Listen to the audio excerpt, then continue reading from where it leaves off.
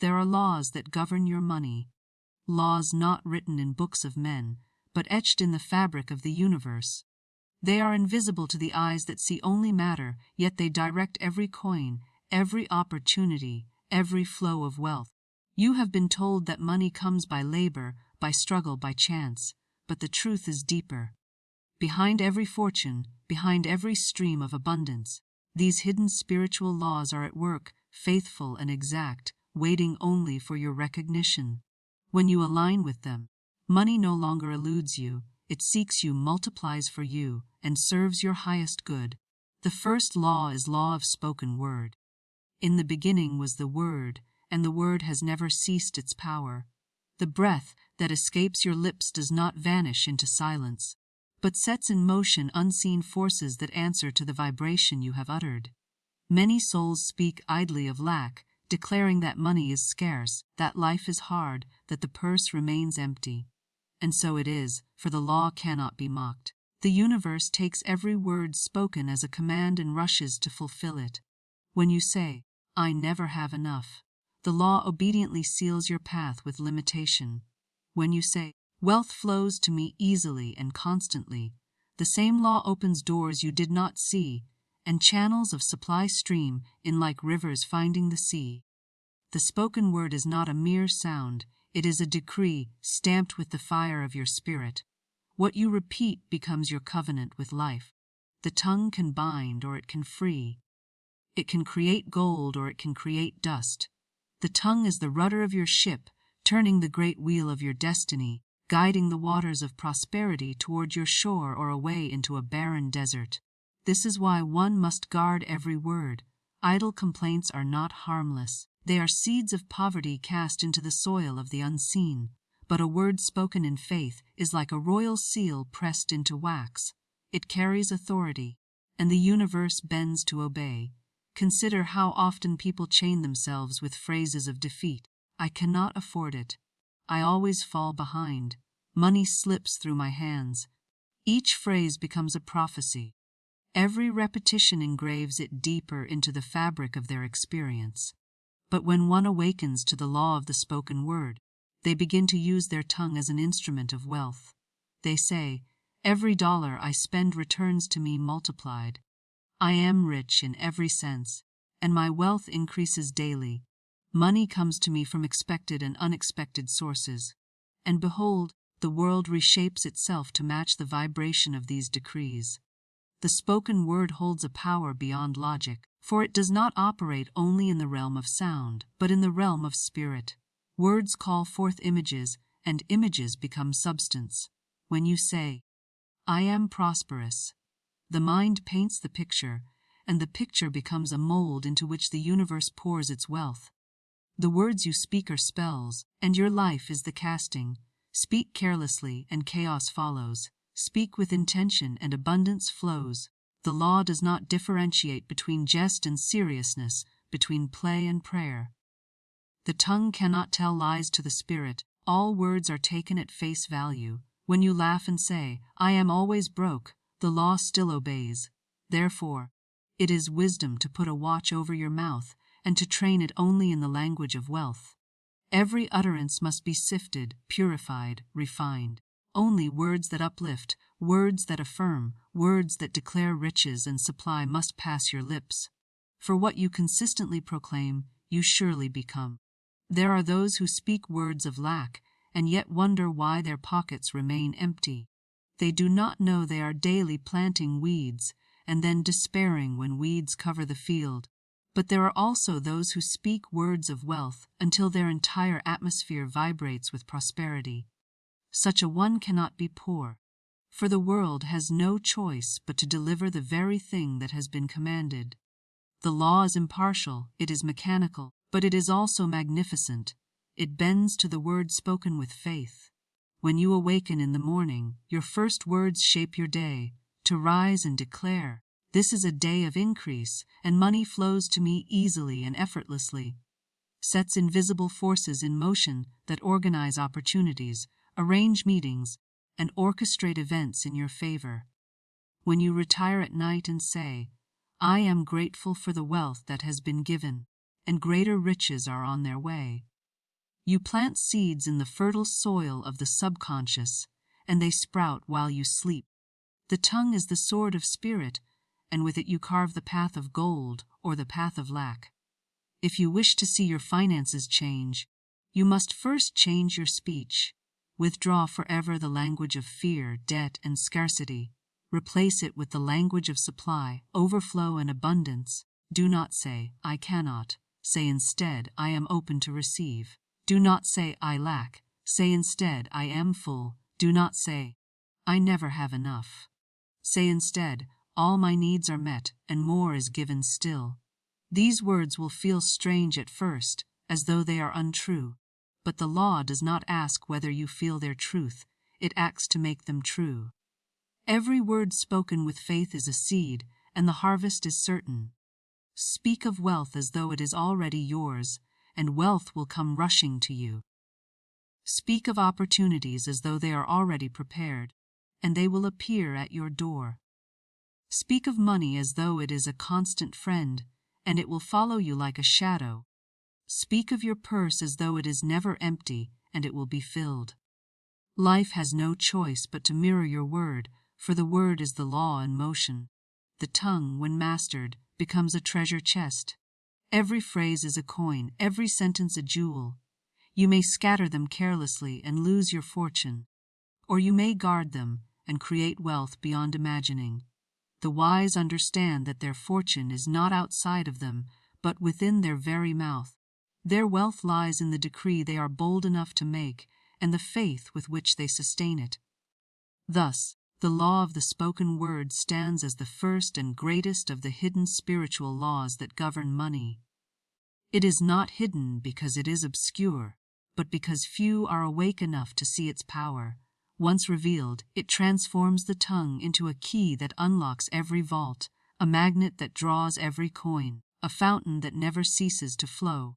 Those who wield it with reverence discover that their words no longer fall empty to the ground, but rise up like golden birds, carrying prosperity in their wings and returning with treasures untold. The second law is the law of vision. What the eye of the mind beholds, the hand of life must shape. Vision is the silent architect of destiny, and money is one of its obedient servants. Before wealth can walk into your life, it must first be seen in the inner chamber of imagination.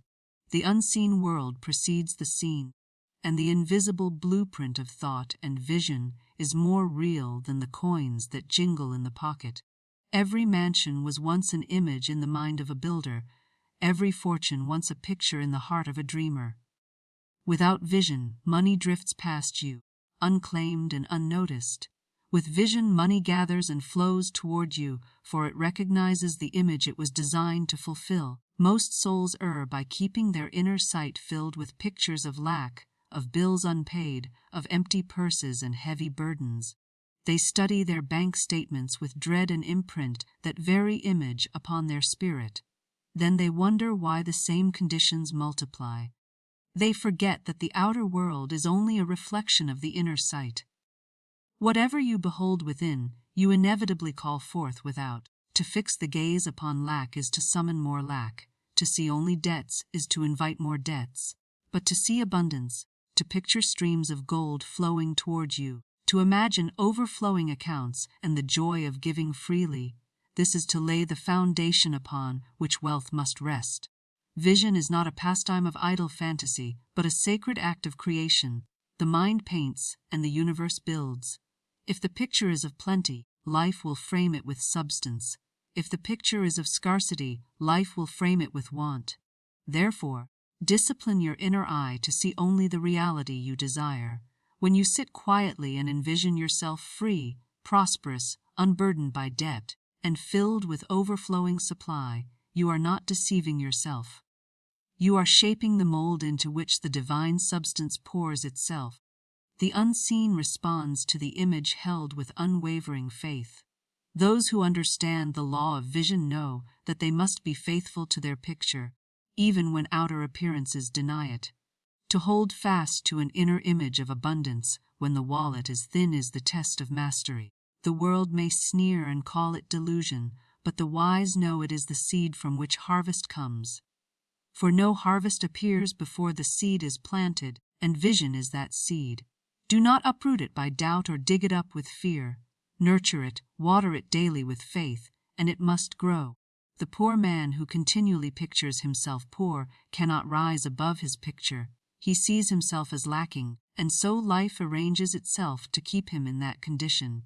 But the same man, if he closes his eyes and dares to imagine himself wealthy, joyous, and free, begins to change the current of his destiny. His outer conditions may not shift at once, but the invisible streams begin to move. Ideas present themselves. Opportunities arrive, doors open, chance meetings occur, and wealth begins its journey toward him, guided by the image he has held unwaveringly in his vision. Vision is not limited to seeing oneself wealthy alone. It is also the art of seeing money as a tool of good. To picture yourself giving generously, blessing others, providing for those in need, is to magnetize even greater supply. For the universe favors the one whose vision includes not only self but the blessing of all. When you imagine money flowing through you as a river of life, nourishing others and bringing joy, the river widens and deepens, and you are never left without. The miser, who envisions only his own hoarding, builds a dam and soon finds his waters stagnant. But the one who sees abundance circulating expands the current, and money comes with ease and joy. The law of vision teaches that clarity is power. If your picture is vague, your results will be uncertain. To vaguely wish for more money is to scatter your vision like dust in the wind. But to see yourself clearly, debt-free, prosperous, in possession of what you need and more, is to carve a clear channel through which substance may flow. Picture with detail. See yourself living the life of freedom and wealth. Hear the sounds, feel the joy, breathe the atmosphere of abundance as though it is already yours. This act of vision plants the seed in the subconscious, and the subconscious has no power to deny. It can only bring forth what it has received. Daily practice strengthens vision. Close your eyes, shut out the noise of appearances, and see yourself surrounded by plenty. See the bills paid in full, the wallet thick with notes, the bank accounts rising, the table spread with good things. Feel the relief, the joy, the gratitude as though it is done. Hold this vision long enough, and you will begin to notice shifts in your atmosphere. Small streams of money may appear first, unexpected gifts, opportunities, or savings. Do not dismiss them as coincidence. They are the first fruits of your vision. Continue faithfully, and the streams will widen until they become rivers. Understand also that vision is contagious. Those who live with clear pictures of abundance create an atmosphere that others feel. They draw investors, partners, and helpers because people are unconsciously attracted to the strength of their inner sight. The one who sees himself wealthy carries an aura of confidence, and others trust that vision. The one who sees himself poor radiates defeat, and others withdraw. Your vision does not belong to you alone. It is a signal broadcast to the world, and the world responds accordingly. Therefore, guard your inner sight as you guard your spoken word. Refuse to allow images of fear, ruin, or lack to linger in your mind. Cast them out and replace them with pictures of prosperity. Surround yourself with symbols of abundance, with beauty, with reminders of the life you are creating. Let your walls, your words, and your thoughts agree with your vision, and soon your outer world will follow. The law of vision is unyielding. Whatever you hold steadily before the inner eye, the outer hand must eventually grasp. The picture you choose becomes your fate. Choose wisely, and let your vision be filled with wealth, joy, generosity, and freedom. For once the picture is complete within, the universe rushes to make it complete without. The third law is law of release. Money is a current, and currents must flow. When you cling too tightly, fearing that if you release you will be left with nothing, you interrupt the very stream that seeks to bless you. To hold on in fear is to dam the river, and soon what was once fresh begins to grow stagnant. But when you release with faith, when you give freely, when you let go of every anxious grasp, you allow the river of wealth to circulate, and circulation is the secret of endless supply. Many souls live in bondage to fear. They clutch every coin, counting and recounting, never daring to part with it. They call this caution, but it is not wisdom, it is poverty in disguise. For the law of release says that whatever you cling to in fear, you lose, but whatever you release in faith, returns multiplied. When you give, you prove to life that you trust its abundance, and life responds with greater abundance still. The miser who hides gold in a box and never spends it may believe himself rich, but he lives poorer than the beggar on the street. For the beggar may receive tomorrow, but the miser has already closed his doors to tomorrow's supply. The law of release demands movement, and only the hand that opens is filled again. To hold without giving is to cut yourself off from the divine circulation of wealth. Consider the breath. You cannot inhale unless you exhale. If you tried to keep every breath, refusing to release, you would soon suffocate. Money is like breath. It must come in, and it must go out. The one who understands this law breathes freely, giving when moved to give, spending with joy, and receiving with equal gladness. The one who resists, who fears to part with what they have, chokes the very flow of life and wonders why supply seems cut off. Release is not wastefulness, nor reckless spending. It is an act of faith, an acknowledgement that your source is infinite and not limited to the coins in your hand. When you release with fear, you scatter. When you release with faith, you sow. Every dollar you give with a generous heart is a seed planted in the field of life, and the harvest always returns multiplied. The soil does not fail to bring back the seed, and neither does the universe fail to return what is released in faith. Some complain that they cannot give because they have so little. Yet it is not the size of the gift that matters, but the spirit in which it is released. A coin given in joy has greater power than a fortune hoarded in fear. The smallest act of generosity, when released with trust, sets the law in motion, and the current begins to turn. Suddenly, doors open, opportunities arise, and wealth flows back in unexpected ways. The one who gives from lack soon finds lack dissolving. The one who gives from fullness multiplies fullness. Release also applies to debts and wrongs. Many hold tight to grievances, clinging to resentment, saying, "I will never forgive what was taken from me." Yet this clinging binds their wealth as surely as a locked chest. To release a debt, to forgive what is owed, to let go of resentment is to unshackle your own fortune. The law of release cannot flow where bitterness blocks the way. Forgive freely, release grudges. Let go of every tight fist of resentment and watch as money begins to flow once more. There are those who cling desperately to jobs, relationships, or possessions long past their season, terrified that if they let go, nothing better will come. But the law of release assures that what you surrender in faith always clears the way for something greater. The hand that refuses to drop the stone cannot grasp the jewel. The one who lets go of the lesser makes room for the greater. To release is not to lose, it is to prepare for increase. The wise spend money joyfully, never in fear. They pay bills with gratitude, declaring, "As I release this, more returns to me multiplied." They give gifts with gladness, knowing the law of circulation is at work. They never begrudge money spent, for they know that what they release in joy comes back pressed down, shaken together, and running over. The fearful, by contrast, part with money grudgingly, resenting every bill, lamenting every expense. Their resentment seals the flow, and their lack deepens. Release also demands that we let go of old beliefs about money. The belief that money is scarce, that it is hard to come by, that one must toil endlessly to earn a little, these are chains that bind the flow of abundance. To release these beliefs is to break the dam and allow the river to run freely once more. The mind must open as wide as the hand. Release the fear, release the doubt, release the story of struggle, and new stories of ease and plenty will write themselves across your life. Every act of release is a signal to the universe. I trust you. I know supply is infinite. I know more is on its way. This signal cannot be ignored. It draws opportunities, raises, promotions, gifts, inheritances, and miracles. The universe loves a cheerful giver because giving proves faith in its abundance, and faith is always rewarded. Release is the law of circulation, and circulation is the law of life.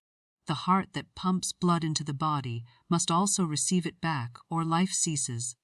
The river that pours itself into the sea is replenished by the rains. The tree that drops its fruit is given seed for another season. So too must money flow, outward and inward, endlessly. The one who trusts this law finds themselves forever in plenty, while the one who fears to release lives forever in want. To release is to live in the rhythm of abundance. To release is to know that money is not your master, but your servant. To release is to open the channels, to keep them wide, to let wealth move as breath moves, as rivers move, as life itself moves. And when you master release, you find that no matter how much you give, no matter how much you spend, the supply never ends, for you have entered the circulation of the infinite, where all is full and more is always on the way. The fourth law is law of faith.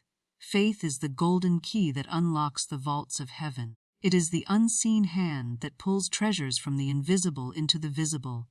Money, like all substance, answers to faith, for faith is the certainty that supply is already present even when appearances seem barren.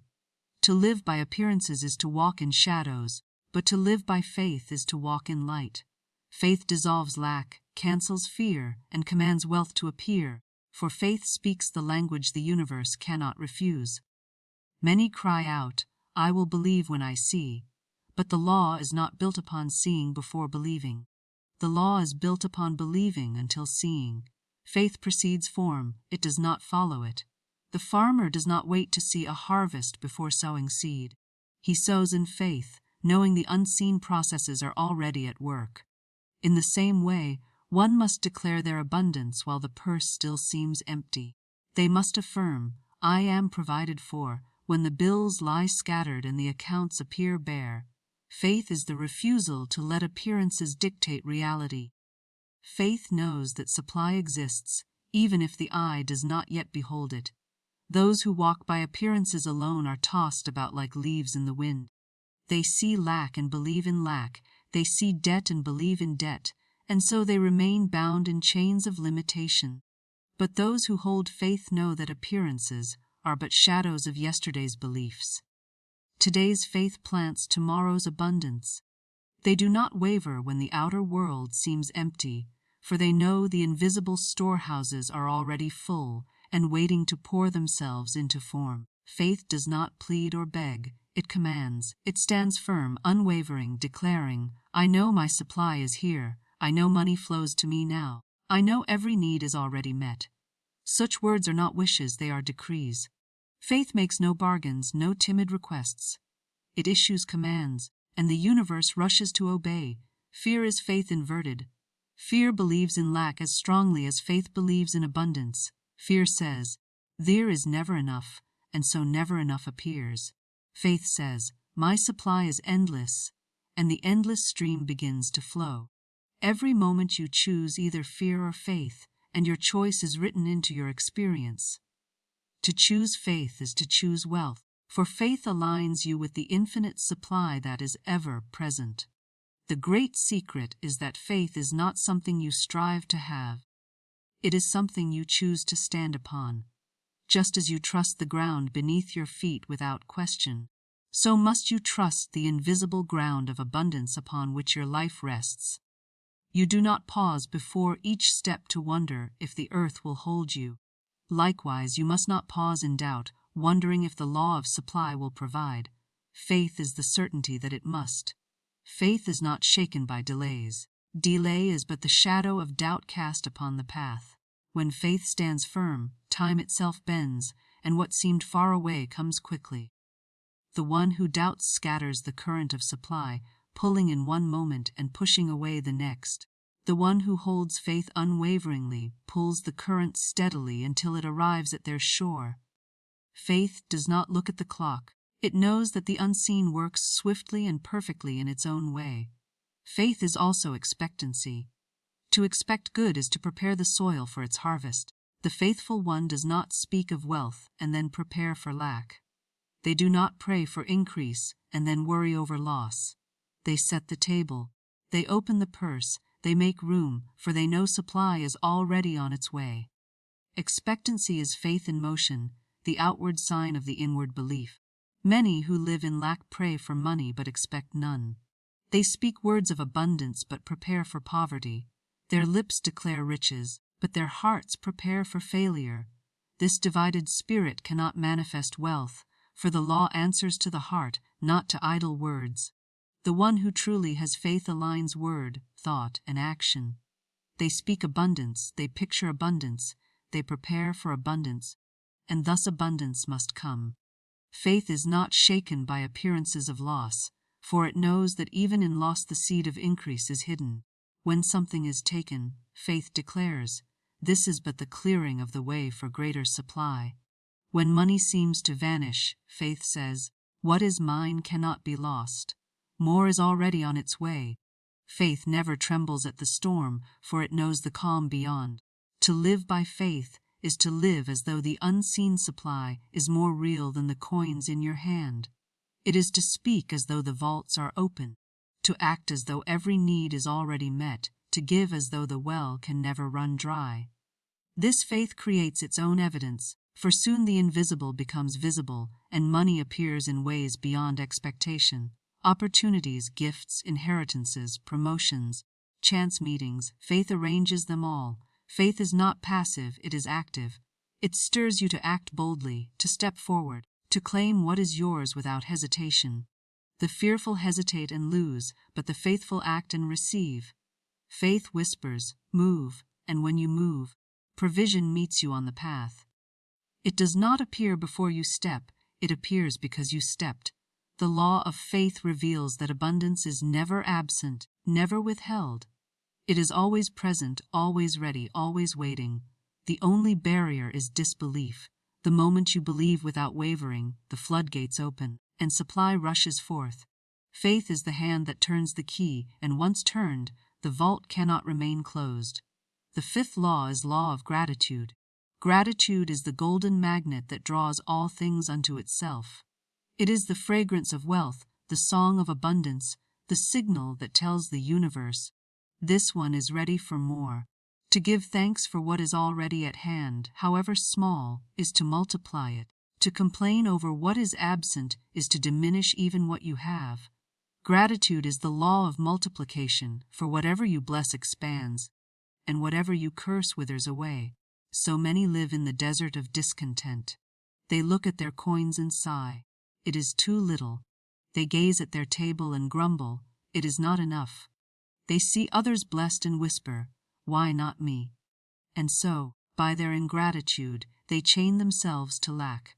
For the universe, like a generous host, does not pour more wine into the glass of one who turns up their nose at what is already poured. Yet the one who smiles at every drop and gives thanks for every sip finds the cup refilled again and again until it overflows. Gratitude transforms the smallest gift into a treasure. A single coin in the hand, blessed with joy and thanksgiving, becomes a seed of wealth. The one who declares, "I thank life for this provision, and I know more is already on its way," cannot remain poor, for the universe rushes to answer their song of thanks. The one who despises the little they have calls forth only more littleness. Gratitude is the difference between the barren field and the field that yields 100-fold. True gratitude is not lip service, nor empty ritual. It is not the mere reciting of words. It is a spirit, a vibration, a deep and joyous recognition that supply is already present and already flowing. When you feel gratitude in the heart, when you let it rise up as warmth and gladness, you align yourself with abundance. The grateful soul lives in harmony with the law, and harmony brings increase. Gratitude must be practiced not only in moments of plenty, but especially in moments of seeming lack. When the purse feels light, give thanks still. When the bills rise high, give thanks still. To say, "I am grateful for what is, and I know greater good is already prepared," even in the midst of want, is to exercise the highest form of faith. It is to declare that appearances are lies and that truth, abundance, is already yours. This steadfast gratitude turns the tide and brings relief where there seemed to be none. Gratitude unlocks joy, and joy itself is a magnet for money. Money flows where it is welcomed, and gratitude is the welcoming door. The resentful heart repels wealth, for who wishes to dwell where they are not appreciated? But the grateful heart invites money in, gives it rest, and watches it multiply. To say, "I am thankful for every dollar that comes my way," is to open the gate for many more dollars to arrive. The wise practice gratitude as a daily ritual. In the morning, they give thanks for the new day, declaring, "This day is filled with opportunities and abundance." At noon, they give thanks for every provision, no matter how small. At night, they look back and say, "I bless every gift received today, and I am grateful for the greater gifts that are already on their way." This constant spirit of thanksgiving sets them apart, and their lives become rich in every way. Gratitude does not only multiply money, it multiplies health, relationships, peace, and joy. For gratitude is not a law limited to wealth, it is a law of life. Yet because money is a reflection of energy, gratitude calls it quickly. The one who blesses their money as it comes, and blesses it again as it goes, never sees their purse empty. They declare, "I thank every dollar that passes through my hands, for each one returns multiplied." And so it is. Gratitude also heals envy. When you see another blessed with wealth, do not grieve or complain. Instead, bless them. Say, "I am grateful that abundance flows to them, for abundance is flowing everywhere, and mine is on its way." Envy closes the heart, but gratitude opens it. To bless the wealth of another is to call forth wealth for yourself. Gratitude is not dependent on circumstances, it creates circumstances. The grateful one does not wait for blessings to appear before giving thanks. They give thanks first, and the blessings appear in answer.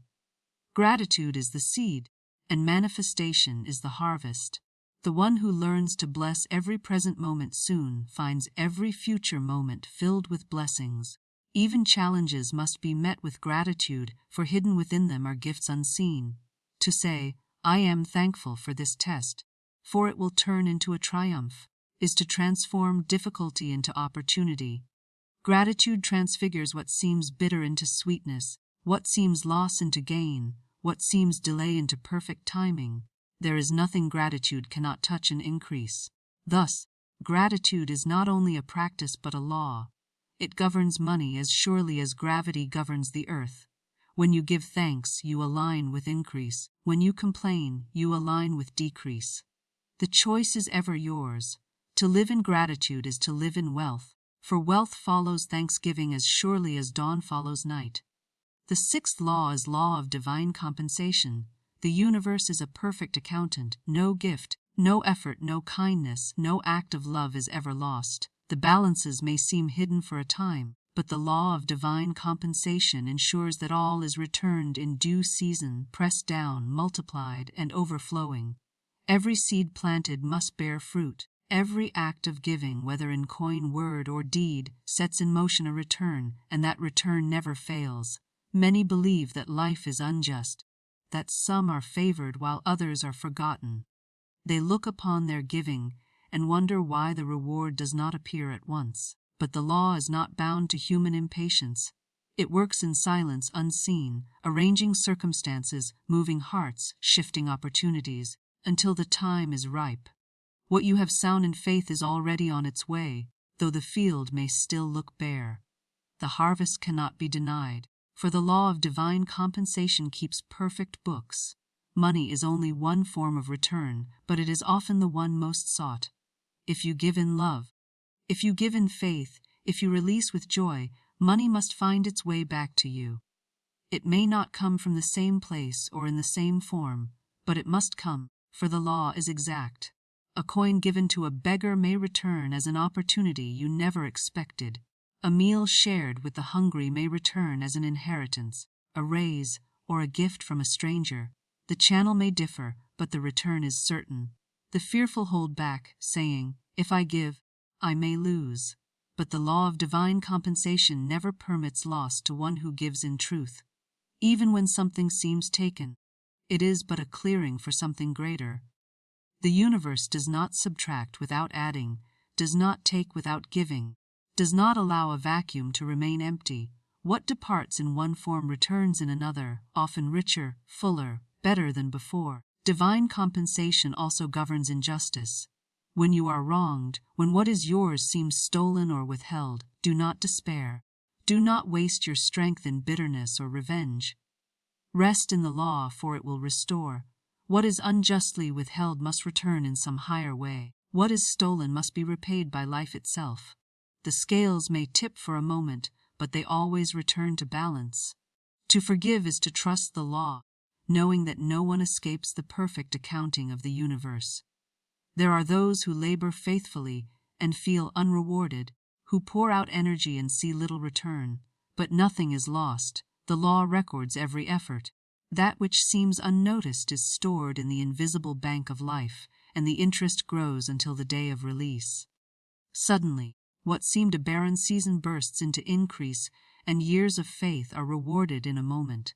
The law delays, but it never denies. Divine compensation is also at work in thought and word. The vibration you send forth, whether of wealth or lack, returns to you multiplied. Thoughts of abundance bring opportunities that reflect abundance. Thoughts of poverty bring experiences that reflect poverty. Life compensates you with the exact harvest of your mental seeds. This is why the wise guard both their speech and their thoughts, for they know every vibration must find its echo. The law also honors the spirit behind the act. To give grudgingly, with resentment or fear, is to sow weeds that return in kind. But to give with gladness, declaring, "This is multiplied and returned," is to sow fertile seed that brings forth an abundant harvest. Divine compensation does not count coins alone. It weighs the spirit in which they were released. The cheerful giver reaps cheerfully, the fearful giver reaps fear. The secret, then, is trust. Trust that no good thing is ever lost. Trust that every act of love returns to you, though perhaps by unexpected means. Trust that every coin released in faith multiplies and finds its way home.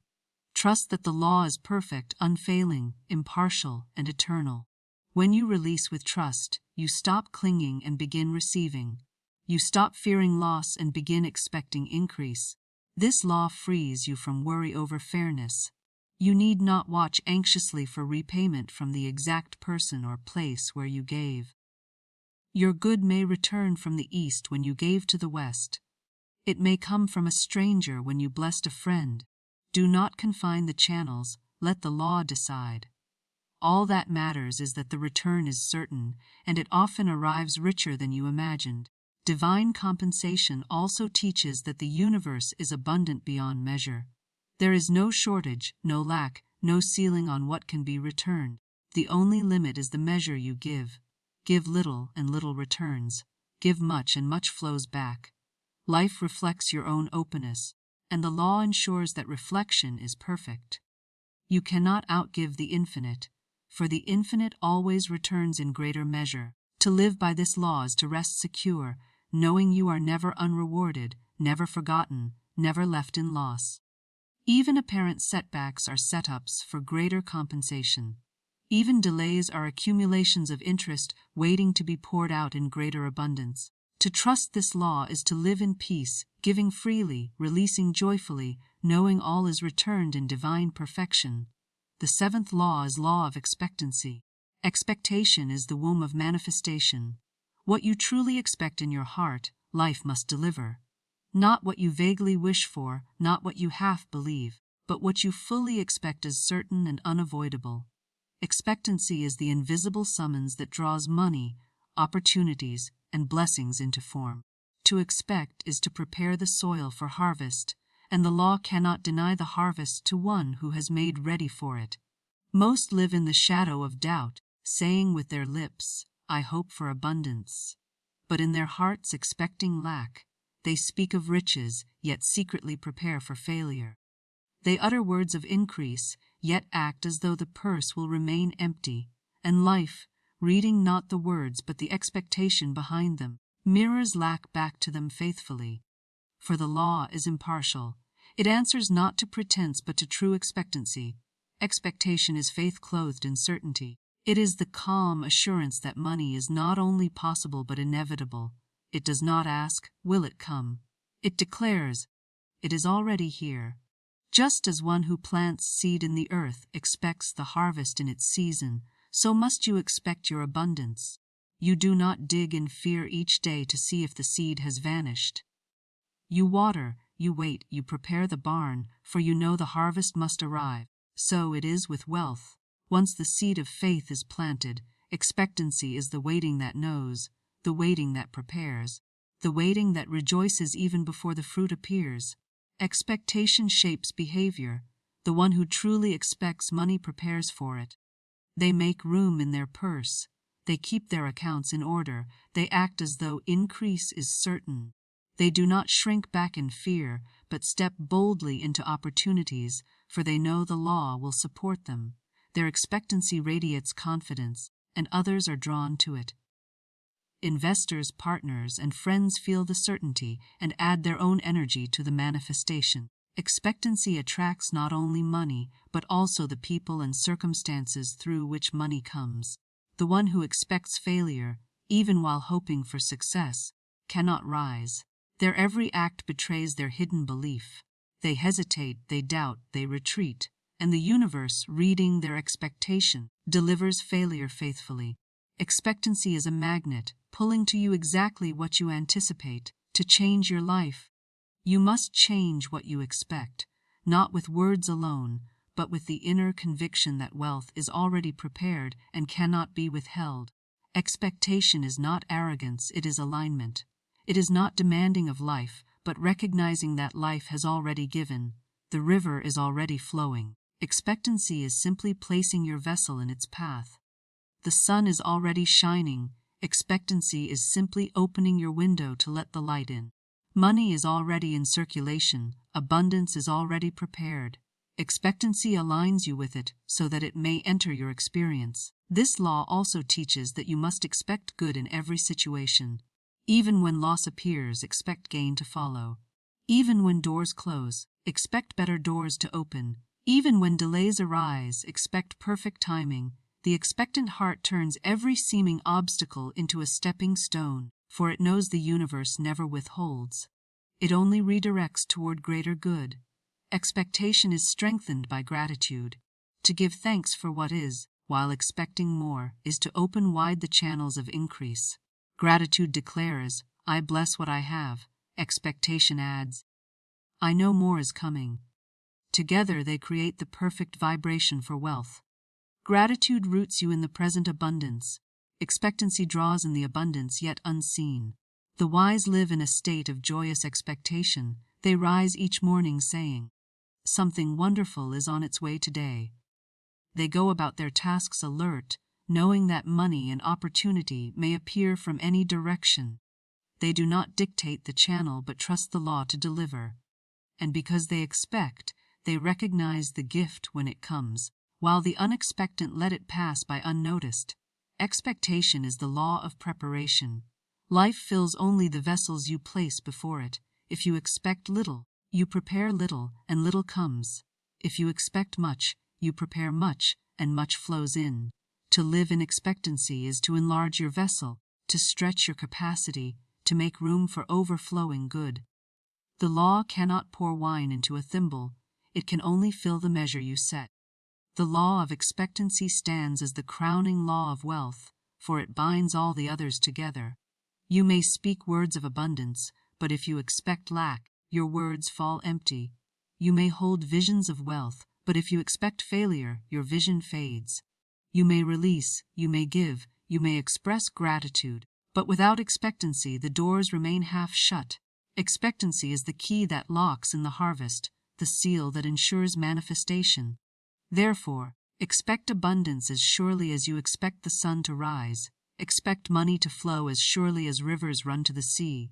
Expect every need met, every debt dissolved, every purse filled, every account overflowing. Expect good and good must appear. Expect plenty and plenty must arrive. expect wealth, and wealth cannot withhold itself. For expectancy is law, and law never fails. All wealth is governed by unseen laws, eternal and unchanging, yet hidden from those who walk only by sight. The tongue shapes with the law of the spoken word, the mind molds with the law of vision. The heart releases with the law of release, the spirit uplifts with the law of faith. The soul multiplies with the law of gratitude. The universe balances with the law of divine compensation, and the crown of all is the law of expectancy, which calls forth the harvest with unwavering certainty. Money is not a possession but a current, a flowing stream guided by the channels of spirit. It rushes to the lips that speak life, to the eyes that see plenty, to the hands that give freely, to the hearts that believe, to the souls that give thanks, and to the minds that expect good in every form.